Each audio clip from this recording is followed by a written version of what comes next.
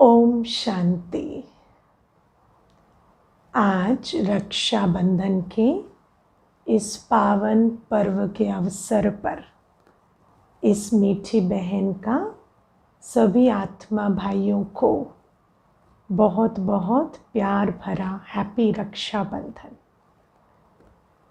और आज हम ऐसे समय से गुजर रहे हैं जब हर आत्मा भगवान से एक ही चीज़ मांग रही है, रक्षा, सुरक्षा, सेफ्टी।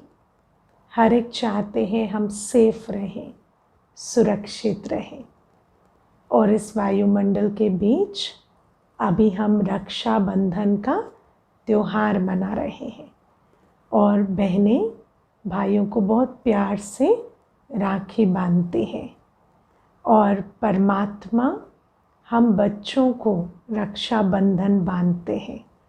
अब परमात्मा रक्षाबंधन बांधते हैं तो परमात्मा हम बच्चों से रक्षाबंधन बांधते हुए एक प्रतिज्ञा लेते हैं, है ना। जैसे बहनें भी जब रक्षाबंधन बांधती हैं तो भाई उनको कुछ न कुछ देते हैं, तो परमात्मा भी हमें कहते हैं कि तुम्हारी इस समय रक्षा हो, सुरक्षा हो, इसके लिए तुम एक प्रतिज्ञा करो।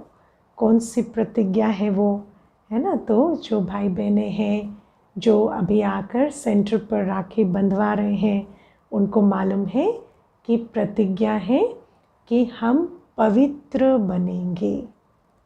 हम आत्मा पवित्रता की धारणा की प्रतिज्ञा करती है कि हम पवित्र बनेंगे। और ये जो पवित्रता की धारणा की प्रतिज्ञा है, ये परमात्मा सबसे मांग रहे हैं, सिर्फ उन बच्चों से नहीं जो पुरुष चोले में है, क्योंकि दुनिया में तो राखी किन को बांध रहे, भाइयों को। लेकिन यहाँ परमात्मा हम सभी आत्माओं को, चाहे वो बहनों के चोले में है, चाहे भाई के चोले में है, हर आत्मा को कहते हैं कि तुम पवित्रता की प्रतिज्ञा करो, उससे तुम्हारी रक्षा होगी। अब मेरा विचार चलता है कि कई बार भाई बहनें आते हैं, राखी बंधाते हैं, हम उनको पवित्रता की प्रतिज्ञा के लिए कह भी देते हैं, लेकिन क्या हमें समझ में आता है कि भगवान यदि हमें कह रहे हैं कि पवित्र बनो और उससे तुम्हारी रक्षा होगी, तो पवित्रता का रक्षा से क्या संबंध है। तो हम सबसे पहले आज प्योरिटी और हमारी सुरक्षा, सेफ्टी, प्योरिटी और सेफ्टी, इसका हम आज कनेक्शन समझेंगे। अब आप देखो, दुनिया में आज बहुत कुछ हो रहा है और बहुत सारी आत्माओं में बहुत सारे विकार हैं। किसी के अंदर बहुत क्रोध है, किसी के अंदर बहुत काम है, कामी किसी को वायलेंटली वायलेट करने में देरी नहीं करते, क्रोधी किसी को नुकसान पहुंचाने में देरी नहीं करते। उसके ऊपर से हम देखते हैं कि प्रकृति के पांचों तत्व भी बहुत सारे हम आत्माओं के ऊपर विघन डाल रहे हैं, जैसे वायरस है या और भी प्राकृतिक आपदाएं हैं। तो आप देखो, दुनिया में पांचों विकार और पांचों तत्व, ये सभी जो हैं कुछ न कुछ भय का वायुमंडल बना रहे हैं। लेकिन हमें जो बात समझनी है वो ये कि कोई भी चीज़ हमको कितना अटैक करेगी वो हमारी वाइब्रेशन पर डिपेंड करता है। हर आत्मा के अंदर एक बहुत बड़ी शक्ति है, परिवर्तन शक्ति। आप किसी भी वायुमंडल को, किसी भी नेगेटिव एटमॉस्फेयर को, किसी भी आत्मा के नेगेटिव इंटेंशन को या एटीट्यूड को ट्रांसफॉर्म कर सकते हो, परिवर्तन कर सकते हो। लेकिन ये परिवर्तन शक्ति का आधार क्या है? जितना जितना आपके अंदर उस आत्मा की नेगेटिव का ऑपोजिट उतनी ही पॉजिटिविटी होगी, उतना आप उनकी नेगेटिविटी को परिवर्तन कर सकते हैं। जैसे आप देखो, आजकल हम एक वर्ड यूज़ करते हैं, टेररिज्म। टेररिज्म टेररिज्म मतलब किसी आत्मा ने आपके अंदर भय जागृत करने की कोशिश की है। कोई भी अटेम्प्ट जो इस दुनिया में हो रहा है, वो आत्मा के अंदर भय जागृत करने की कोशिश कर रहा है। बहुत सारे ऐसे इंसिडेंट्स होते हैं जहाँ पर काम वासना के प्रभाव में मनुष्य जो व्यवहार कर रहा है, या क्रोध के प्रभाव में जो व्यवहार कर रहा है, उसको देखकर आत्मा भयभीत हो रही है। और ये कई आत्माओं ने ये लक्ष्य बनाया है कि हम इस प्रकार का वायुमंडल बनाएंगे। इसी को टेररिज्म कहते हैं। टेररिज्म मतलब भयभीत करने की प्रक्रिया, टेरर फैलाना। लेकिन आपको पता है भय का ऑपोजिट क्या होता है? जैसे अभी हम बात कर रहे हैं कि परिवर्तन शक्ति मतलब सामने वाले की जो भी एनर्जी है, वाइब्रेशन है, उसकी ऑपोजिट एनर्जी, ऑपोजिट वाइब्रेशन मेरी हो, तब मैं उसको परिवर्तन कर सकती हूँ।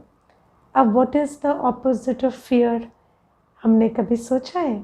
कई बार व्यक्ति कहता है opposite of fear is fearlessness, लेकिन एक्चुअली जब हम स्पिरिचुअलिटी में समझते हैं तो opposite of fear is love. हर आत्मा के अंदर प्रेम की शक्ति होती है, और कोई भी भय के वातावरण को, किसी भी आत्मा जो आपको डराने की इंटेंशन रखती है, उसको उसके सम्मुख यदि आप बहुत प्रेम की शक्ति के साथ उपस्थित हैं तो वो भय की बात को आप परिवर्तन कर सकते हैं।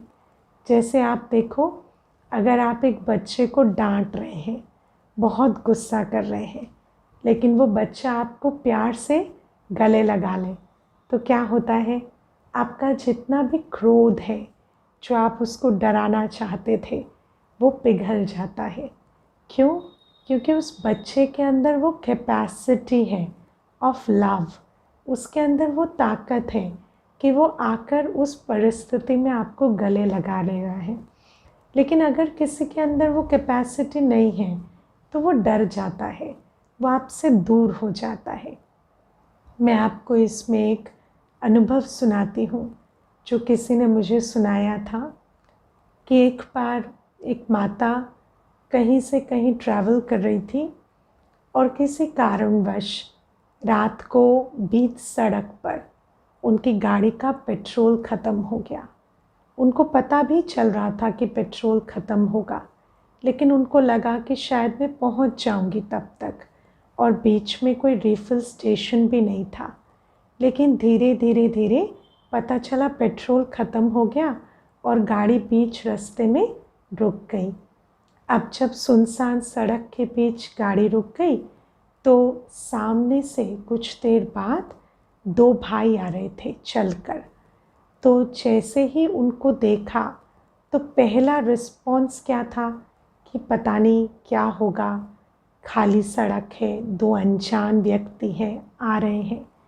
लेकिन फिर उस माता ने अपने अंदर संकल्प लाया कि हर आत्मा परमात्मा की संतान है, और परमात्मा के दिए ज्ञान के अनुसार ये मेरे आत्मिक भाई ही तो हैं, तो मैं इनके प्रति नकारात्मक सोच रखने की जगह क्यों ना इनके प्रति ये वृत्ति रखूं कि ये मेरे भाई ही तो हैं।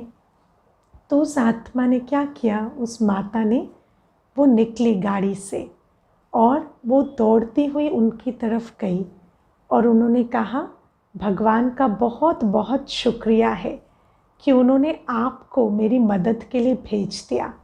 मैं अभी अभी प्रार्थना कर ही रही थी कि कोई तो ऐसे मेरे भाई होंगे जो इस सुनसान सड़क में आधी रात में मेरी मदद के लिए ज़रूर उपस्थित होंगे।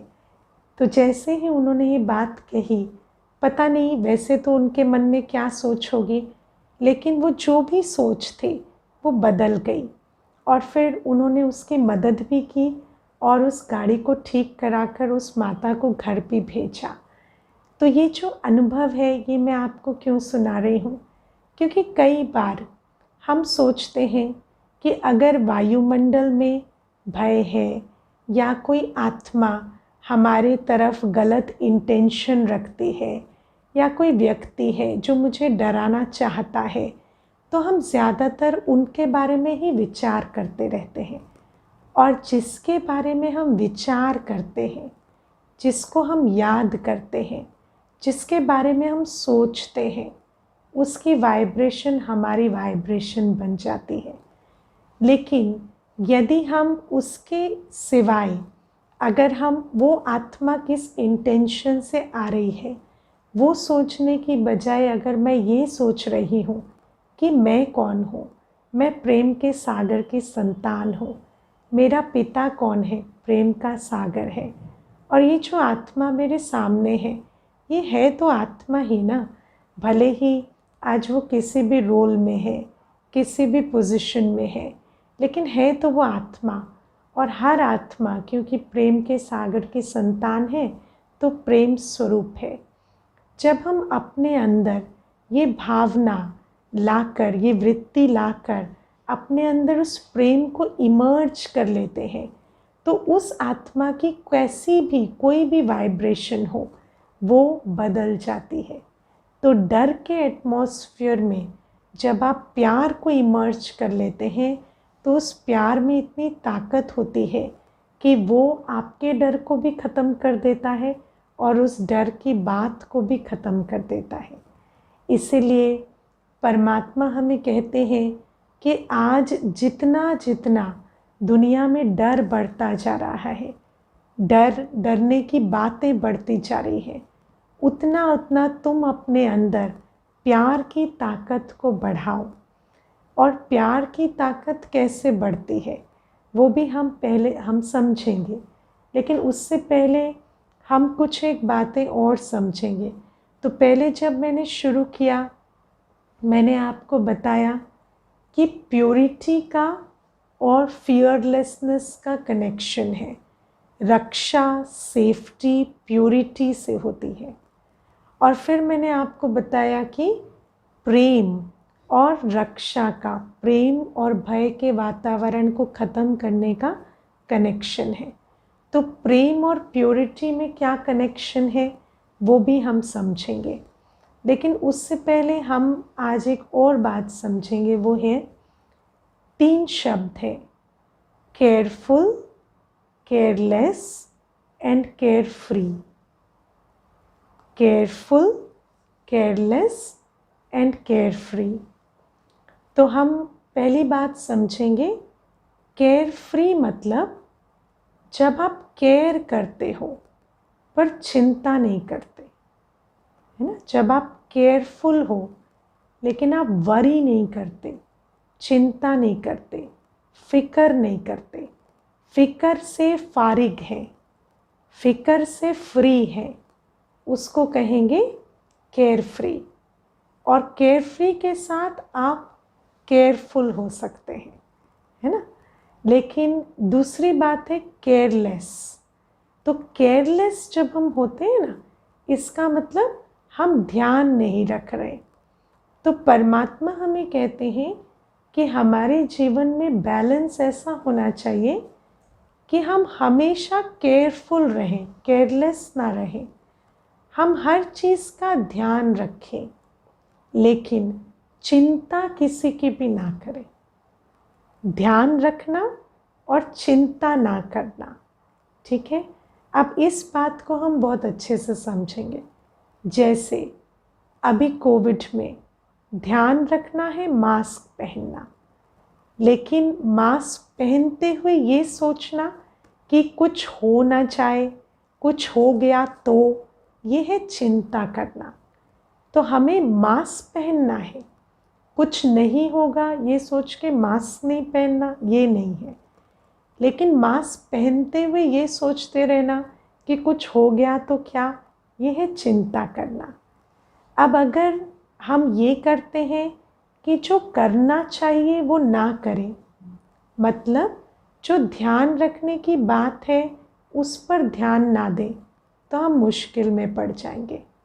और अगर हम ये करें कि जो नहीं करना चाहिए वो करें, मतलब चिंता करें, जो परमात्मा ने बताया है कि चिंता तो चिता के समान है, तो फिर भी हम प्रॉब्लम में पड़ जाएंगे। तो जब हम श्रेष्ठ कर्मों की बात करते हैं, श्रेष्ठ कर्मों से सुरक्षा होती है। तो श्रेष्ठ कर्म करना मतलब दोनों बातों का ध्यान रखना, एक जो करना चाहिए वो करना, और दूसरा जो नहीं करना चाहिए वो ना करना। अब अगर हम श्रेष्ठ कर्म में ये सोचते हैं कि हम जो नहीं करना चाहिए वो तो नहीं कर रहे, पर फिर ये नहीं सोच रहे कि जो करना चाहिए वो कर रहे हैं, तो हम ट्रबल में पड़ जाएंगे। इसीलिए परमात्मा हमें श्रेष्ठ कर्मों का ज्ञान देते हुए दो बातें ये बताते हैं कि पहली बात, जो करना चाहिए वो ज़रूर करो। अगर शरीर का स्वास्थ्य ठीक रखना है, एक्सरसाइज करनी पड़ेगी, राइट डाइट लेनी पड़ेगी, ब्रीदिंग एक्सरसाइजेस करनी पड़ेंगी। संबंध का ध्यान रखना है तो प्रेम स्वरूप होकर चलना पड़ेगा।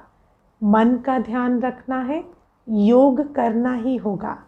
बिना योग किए, बिना मेडिटेशन किए मन अभी शांत नहीं हो सकता।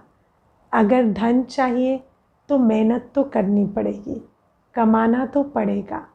तो जो कर्म तन मन धन और संबंध के लिए करना है वो करना ही पड़ेगा, बिना किए नहीं चलेगा। इस समय पर हम बिना किए कुछ भी नहीं पा सकते।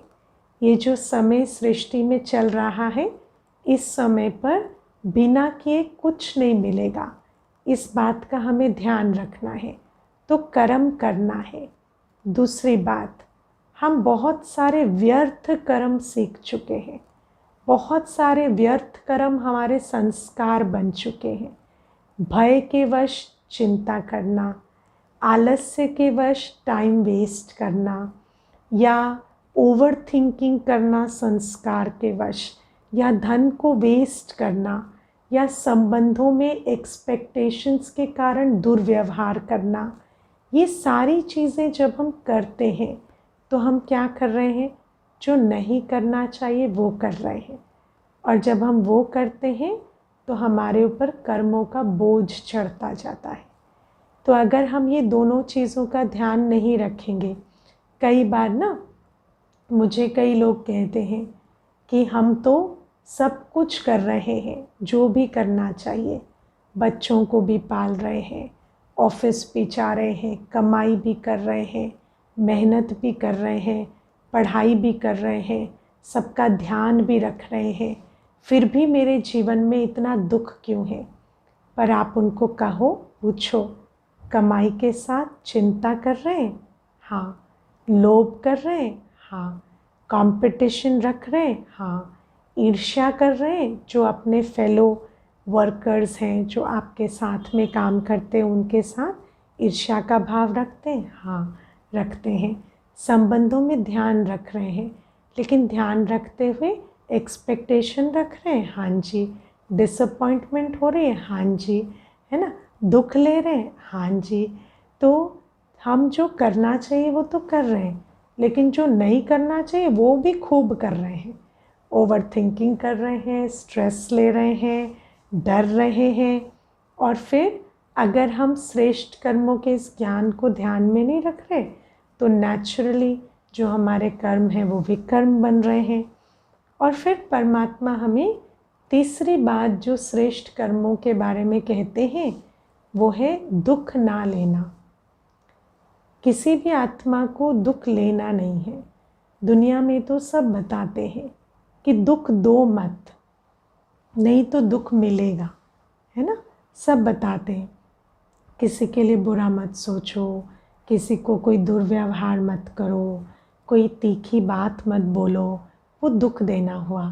तो दुख देंगे तो दुख मिलेगा, ये बात हमें मालूम है। लेकिन कोई भी नहीं बताता कि दुख लो मत। है ना। लेकिन भगवान जब आते हैं तो हमें बताते हैं कि दुख लो मत। अगर सामने परिस्थिति बहुत मुश्किल भी है, सामने वाला व्यक्ति तुम्हारे लिए बहुत बुरा भला भी कहता है, या वो ऐसे कर्म करता है जो तुम्हें दुख देने के लिए वो उसकी इंटेंशन दिखाते हैं, लेकिन तुम क्या करो, दुख लो मत। क्या ये पॉसिबल है कि आप दुख लो मत? हाँ, पॉसिबल है।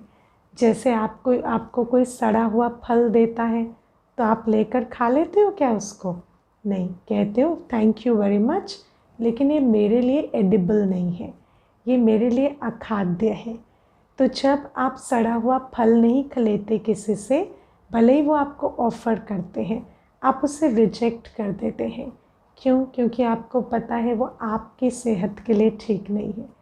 ऐसे ही कोई आपको कोई ऐसा व्यवहार देता है, कोई ऐसी बात सुनाता है जो आपके मन के लिए ठीक नहीं है, तो आप उसे लो मत, आप उसे वापस कर दो कि ये बात आपके पास रही, मुझे नहीं चाहिए।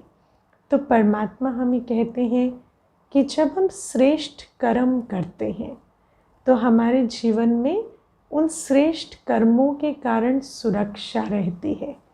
क्योंकि जैसे आप देखो, हम रामायण में सुनते हैं ना कि सीता जी ने जब लक्ष्मण रेखा पार की, अपनी मर्यादाओं की रेखा पार की, तब रावण उन्हें उठाकर ले गए।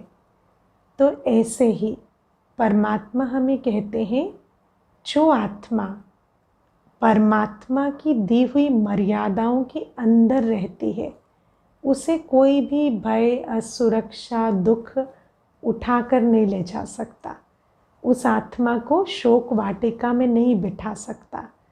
तो परमात्मा हमें कहते हैं कि जो मैंने तुम्हें मर्यादा दी है कर्मों के लिए, कि जो करना है वो ज़रूर करो, जो नहीं करना है उसको किसी भी हालत में मत करो। परमात्मा ने चिंता के लिए, भय के लिए, विकार के लिए, क्रोध के लिए मना किया। कैसी भी परिस्थिति है, तुम्हें कोई भी ऐसा कर्म नहीं करना है जो काम, क्रोध, लोभ, मोह, अहंकार, भय, ईर्ष्या, द्वेष, आलस्य, घृणा के वश हो। कोई भी संकल्प, बोल, कर्म जो विकारों के वश है, वो तुम्हें नहीं लेना है। और तीसरा, दुख नहीं लेना है। दुख तुम्हारे चारों तरफ है, माना, लेकिन तुम्हें उस दुख को अपने दिल में नहीं बिठाना है। और जब हम इन मर्यादाओं के अंदर अपने मन को रखते हैं तो हमारा मन सदा सुरक्षित रहता है। इसीलिए परमात्मा ने हमें जो मर्यादाओं की लकीर दी है, उसके अंदर हमें अपने मन को रखना है। और जब हम अपने मन को इस मर्यादाओं की लकीर के अंदर रखेंगे तो हमारा मन पवित्र रहेगा। हमारा मन जो है उसके अंदर दुर्भावनाएं, दुर्विचार पनपेंगे नहीं। और ये जो पवित्रता है, इसी के कारण हम जो बाहर की बातों का असर अपने मन पर जब आने नहीं देंगे, तब किसी भी परिस्थिति में हम प्रेम स्वरूप रह सकेंगे। वरना यदि बाहर की बातें सुनते हुए, देखते हुए हम अपने मन को दूषित करते जाएं, जैसे आप देखो आजकल हम क्या करते हैं, न्यूज़ के सामने बैठे रहते हैं और न्यूज़ में दिखा रहे हैं किसी का शोषण हो रहा है, किसी पर अत्याचार हो रहा है, कोई कम्युनिटी है जिसके व्यक्ति ने ये किया, या कोई एक मत के लोग हैं जिन्होंने ये किया। और फिर हम क्या करते हैं, बैठे बैठे, क्योंकि हम मर्यादा को याद नहीं रख रहे कि मेरे मन को क्या अलाउड है, तो हम वो दृश्य देखते हैं। हम बैठे अपने एसी के कमरे में, कुछ और कर नहीं रहे हैं, बस न्यूज़ को देखते देखते क्या कर रहे हैं, अपने अंदर हिंसा के संकल्प, अपने अंदर क्रोध के संकल्प, दुख के संकल्प, हेल्पलेसनेस के संकल्प, अब कोई क्या करे, देखो दुनिया कैसी हो गई है, कोई क्या करे, कोई क्या करे, ये वाले संकल्प हम अपने अंदर लाते रहते हैं। और जब हम इन संकल्पों को अपने अंदर उत्पन्न करते हैं तो हमारा मन कैसा बन रहा है, बिल्कुल दूषित, अपवित्र। और जब ये अपवित्र मन कर्म में आता है, क्योंकि मन आधार है कर्म का, बोल का और कर्म का, तो आप देखो कि वैसे तो मेरी जीवन में ऐसी कोई बात नहीं है, अभी भी मेरे साथ लोग व्यवहार अच्छा कर रहे हैं, अभी भी मेरे आसपास की फैमिली फ्रेंड्स बहुत अच्छे हैं, सेहत भी अच्छी है, लेकिन मैंने क्या किया है, अपने मन में उनको नहीं बिठाया है जो अच्छे हैं, अपने मन में उनको बिठाया है जिनका व्यवहार काम और क्रोध के वश बहुत दूषित है। तो जब हमने उनको अपने मन में बिठा दिया है तो हमारा मन कैसा हो गया, मैला हो गया। अब इस मन से जब हम कोई भी विचार लेते हैं उनके प्रति भी जो हमारे आसपास है, या कोई बोल बोलते हैं या कर्म करते हैं, या सारे दिन में जो परिस्थितियाँ आ रही हैं उनको हम रिस्पॉन्ड करते हैं, तो हमारी जो रिस्पॉन्स है, हमारे जो विचार हैं, बोल हैं, वो प्रेम से भरे हुए नहीं हो सकते, क्योंकि हमारे मन की पवित्रता का हमने ध्यान नहीं दिया है। और हमें समझ नहीं आता कि वास्तव में हम जिनको कह रहे हैं कि वो बुरे हैं, वो अच्छे नहीं हैं, उनको जब हम अपने मन में बिठाते हैं तो हम भी उन्हीं के जैसा सोचने लगते हैं, उन्हीं के जैसा बोलने लगते हैं। इसीलिए तो अटैक करने वाला और डिफेंड करने वाला दोनों काम एक ही तरीके का करते हैं, लेकिन एक को हम कहते हैं वो तो अटैकर है और हम तो डिफेंस में कर रहे हैं। लेकिन अगर देखा जाए तो कर्म दोनों ही एक सा कर रहे हैं और दोनों ही वायलेंस को बढ़ा रहे हैं और दोनों ही इस सृष्टि को पतन की तरफ लेकर जा रहे हैं। लेकिन हम इस बात को समझ नहीं पाते कि हम कैसे चक्र का हिस्सा बनते जा रहे हैं, क्योंकि हम समझते हैं कि कोई भी बुरा कर्म एक्शन में करना गलत है, लेकिन रिएक्शन में करना राइट है। हम कहते हैं उन्होंने किया ना तो हमने किया, हमने पहले थोड़ी किया, अगर हम पहले करते तो हम गलत होते, लेकिन उन्होंने पहले किया तो हमने रिएक्शन में किया तो हम राइट हैं। और ऐसे राइट राइट कहते हम सब रिएक्ट करते जा रहे हैं और वही जो आग है दुनिया में उसको बढ़ाते जा रहे हैं। अगर हमारे साथ कोई दुर्व्यवहार हुआ, हम दूसरे के साथ दुर्व्यवहार करके बदला ले रहे हैं। हमारे पर किसी ने क्रोध किया, हम भी क्रोध कर कर बदला ले रहे हैं। और इस प्रकार से क्या हो रहा है, दुनिया की क्रोध अग्नि, दुनिया की काम अग्नि बढ़ती जा रही है। और इसीलिए परमात्मा हमें कहते हैं कि अगर हमें असुरक्षा से सुरक्षा की तरफ जाना है, अगर हमें इस दुनिया को बदलना है, तो जैसे आग को आग से नहीं बुझाया जा सकता, आग को बुझाने के लिए हमें पानी चाहिए, ऐसे ही हमें भी इस दुनिया की जो दहकती आग है, आज आप देखो ये सारी दुनिया जल रही है, चारों तरफ देखो, गुस्से से, डर से, चिंता से, है ना, या हर आत्मा के अंदर जो हेल्पलेसनेस है उसकी आग से ये दुनिया जल रही है। लेकिन उस अग्नि को बुझाने के लिए हमें अपने अंदर बहुत सारा प्रेम का जल, शांति का जल चाहिए। और यदि हम अपने मन की मर्यादा का सम्मान नहीं करेंगे, यदि हम ये नहीं समझेंगे कि कोई भी चीज़ को देखकर सुनकर हमें उनके जैसा नहीं बनना है, हमें अपने मन को प्यार के, शांति के विचारों से, भावनाओं से अंदर भरना है, तो फिर हम क्या कर रहे हैं, हम भी उन्हीं का हिस्सा बनते जा रहे हैं। कह रहे हैं कि हम उनके विरोधी हैं, लेकिन वास्तव में हम सब मिलकर इस दुनिया को नर्क बना रहे हैं। आप बात को समझ रहे हैं, है ना? क्योंकि जब हमारे अंदर ये मैं राइट हूँ होता है ना, तो हम कभी कभी सोचते हैं कि नहीं, वो क्रोध कर रहे हैं वो गलत है, लेकिन हम क्रोध कर रहे हैं उनके क्रोध पर, वो सही है। लेकिन कर हम दोनों एक ही से कर्म रहे हैं। इसीलिए हमें रावण की संतान बनना है और इस दुनिया को विनाश की तरफ ले जाना है, या भगवान की संतान बनकर इस दुनिया में वो शीतल जल का प्रवाह करना है। वो हर आत्मा को अपनी चॉइस लेनी होगी।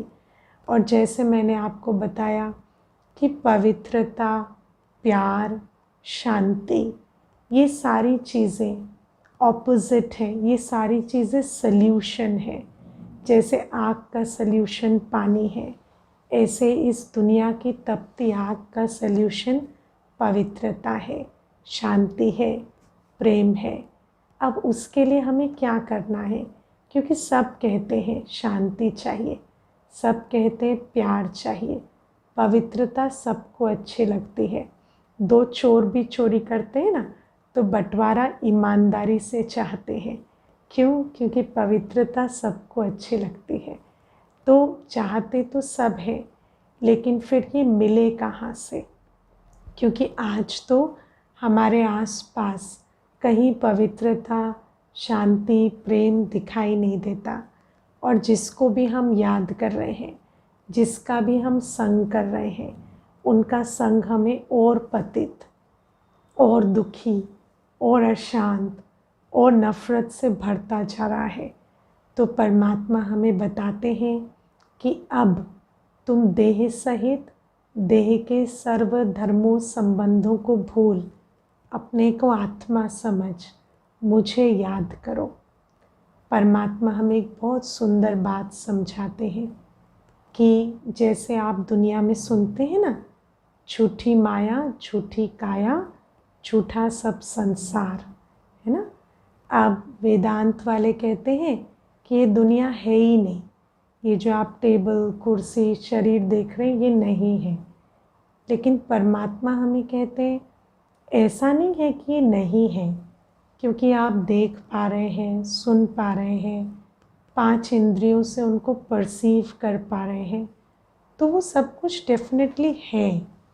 लेकिन उसका स्वरूप वो नहीं है जैसा तुम देख रहे हो, समझ रहे हो।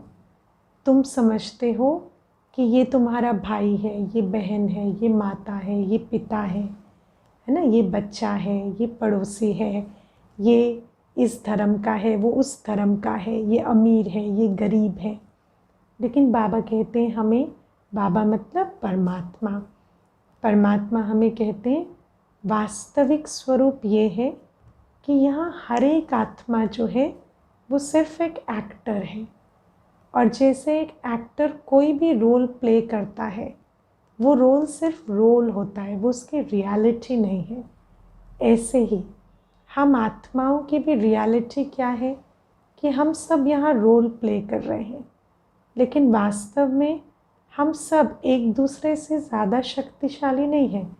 हम सब इस समय थोड़े थके हुए हैं और सब आत्माएं हैं। इसलिए हमें इस समय आत्माओं से एक्सपेक्टेशन रखने के बजाय, आत्माओं से डिसअपॉइंटमेंट रखने की जगह आत्माओं से सहानुभूति रखनी चाहिए। क्योंकि जैसे आप देखो, कोई कमज़ोर होता है तो आप उस पर नाराज़ नहीं होते, आप उसके साथ सहानुभूति रखते हैं। ऐसे ही जब हम ये समझ जाते हैं कि आज जो सभी आत्माएं यहाँ पर है, अभी आप देखो युग कौन सा चल रहा है, कलयुग का अंत। इसका मतलब हम सब आत्माएं पुनर्जन्म लेकर अभी बहुत पुनर्जन्म के बाद यहाँ पर अंतिम जन्म में है। और इस अंतिम जन्म में हर आत्मा की ताकत कम हो गई है। और जिसकी ताकत कम हो जाती है वो कैसे बिहेव करता है? वो हमेशा ऐसे कर्म करता है कि उसको कम काम करना पड़े और प्राप्ति ज़्यादा मिले। ऐसे ही हर आत्मा आज विकर्म करके ज़्यादा प्राप्ति करना चाह रही है। तो बाबा हमें कहते हैं कि इन कमज़ोर आत्माओं से एक्सपेक्टेशन रखकर दुखी होने की जगह तुम क्या करो, तुम अपना ध्यान इनकी तरफ से निकालो। इनके साथ दिन भर चक्कर टक्कर में नहीं आओ। दिन भर ये क्यों कर रहे हैं, ये क्यों नहीं कर रहे हैं, ऐसा नहीं सोचो। तुम इन आत्माओं को भूलो और किसको याद करो, मुझ परमात्मा को याद करो। और परमात्मा कौन है, तो आप देखो हम भक्ति में गाते हैं, तुम मात पिता बंधु सखा स्वामी साजन शिक्षक सतगुरु हो। और क्या गाते थे भक्ति में, तुम प्यार का सागर हो, तेरी एक बूंद के प्यासे हम परमात्मा को कहते हैं आप ज्ञान के सागर हो, प्यार के सागर हो, शांति के सागर हो, सर्वशक्तिवान हो। तो अब आप सोचो कि जब हमें परमात्मा के बारे में इतना कुछ पता है कि उनका गुण क्या है, वो प्यार के सागर हैं, शांति के सागर हैं, सुख के सागर हैं, पवित्रता के सागर हैं, शक्ति के सागर हैं, और हमें पता है वो मेरा मात पिता बंधु सखा है, तो क्या हम उसे प्यार से याद नहीं कर सकते? और अगर हम पवित्रता के सागर को याद करेंगे तो हम कैसे बन जाएंगे? आप देखो, जैसे आप जाकर समुद्र के सामने बैठते हो, सागर के सामने, पानी के सागर के सामने, तो आपको कैसा अनुभव होता है? पानी की ठंडक का अनुभव होता है। ऐसे ही जब आप अपनी बुद्धि को लेकर जाएंगे और याद करेंगे, निराकार को याद करना आता है? निराकार को याद करना बहुत आसान है। जैसे आप सूर्य की ऊष्मा को ऐसे ही अनुभव कर सकते हैं बैठे हुए, ऐसे ही पवित्रता के सागर की पवित्रता की किरणों से आती हुई पवित्रता के अनुभव को आप कहीं भी बैठे हुए याद कर सकते हैं। शांति के सागर की शांति का अनुभव आप कहीं भी कर सकते हैं। और जब आप ये बार बार करेंगे तो आपका दिल किससे भरता जाएगा? परमात्मा के गुणों से। और बाबा हमें कहते हैं कि इस दुनिया को आज क्या चाहिए? इस दुनिया को ये चाहिए कि जो यहाँ की नेगेटिव एनर्जी है उसकी ऑपोजिट एनर्जी को हम हर आत्मा परमात्मा की याद से अपने अंदर धारण करें, और फिर उस पॉजिटिव एनर्जी से आसपास की सारी परिस्थितियों और व्यवहार की जो नेगेटिविटी है उसको परिवर्तन करें। और ऐसे परिवर्तन करते करते एक दिन हम संसार को ही परिवर्तन कर देंगे, और एक ऐसा समय आ जाएगा जहाँ पर और हमें कुछ परिवर्तन करने की ज़रूरत नहीं पड़ेगी, और परमानेंटली सब कुछ पवित्र प्रेम स्वरूप शांत स्वरूप हो जाएगा।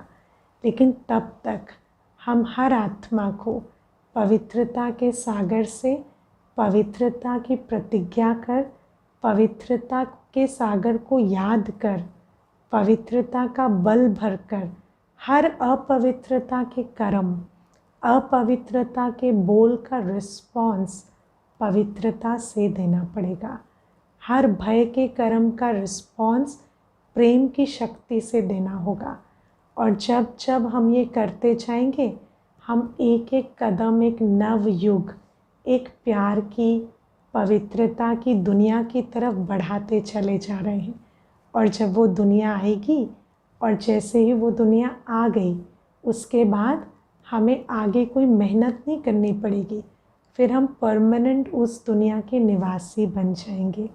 इसीलिए जब हम रक्षाबंधन बांधते हैं ना, तो हम हमेशा के लिए रक्षाबंधन नहीं बांधते।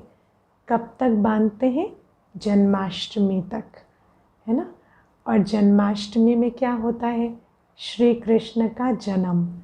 तो जब तक सतयुग ना आ जाए, जब तक हम इस पूरी दुनिया को पवित्र ना बना दें, सतयुग में श्री कृष्ण का आगमन ना हो जाए, जब तक हम उस दुनिया को पूरा तैयार ना कर दें, तब तक हमें थोड़ी मेहनत करनी है।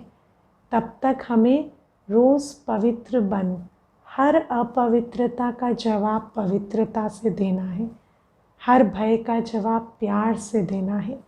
और जैसे ही वो दुनिया आ गई, वो संसार हमने बना लिया, उसके बाद हमें कोई मेहनत नहीं करनी पड़ेगी। उसके बाद उस दुनिया में हम सुख से राज करेंगे। तो ये रक्षा बंधन पर परम पिता परमात्मा का हम आत्माओं बच्चों को प्यार भरा संदेश है। कुछ घड़ियों के लिए अभी हम उस परमात्मा की याद में बैठेंगे, जैसा हमने अभी थ्योरी में समझा, उसको थोड़ा प्रैक्टिस करेंगे और फिर ये सत्र समाप्त करेंगे। तो कुछ देर सभी शांति में बैठ जाएं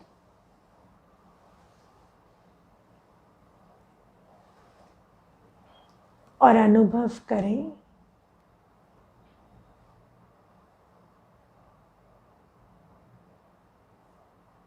ये शरीर एक विनाशी चोला है और इसमें बैठी मैं चैतन्य शक्ति सितारे स्वरूप आत्मा हूँ।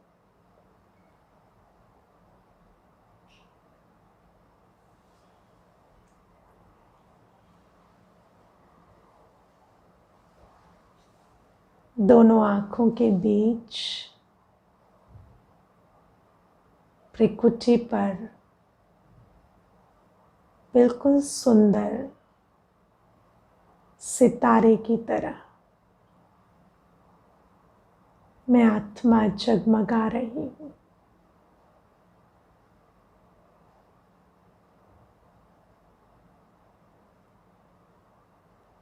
और इस शांत घड़ी में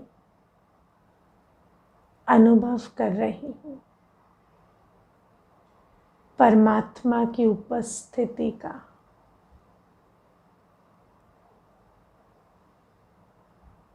ऐसा अनुभव होता है कि प्रेम का सागर मेरा पिता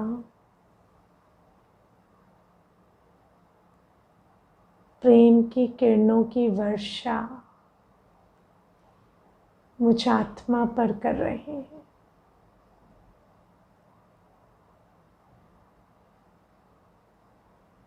और मैं आत्मा इस निस्वार्थ रूहानी प्रेम की वर्षा को स्वयं में समाती जा रही हूँ।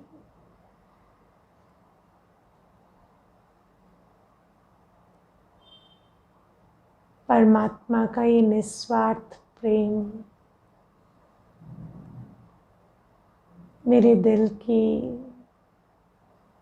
सारी मैल, सारा बोझ, सारा कष्ट जैसे धोता चला जा रहा है। मुझ आत्मा का सारा बोझ इस प्रेम की वर्षा में विलीन हो चला है।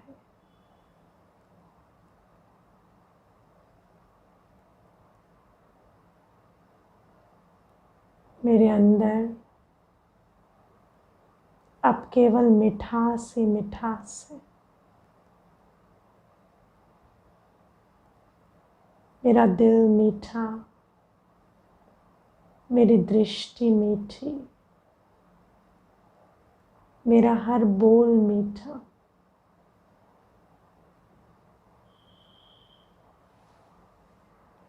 इस मिठास से, इन मीठे कर्मों से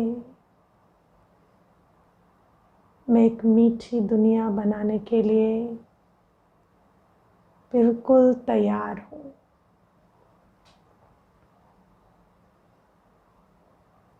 कुछ घड़ियाँ इन सुंदर संकल्पों में स्थित हो जाए।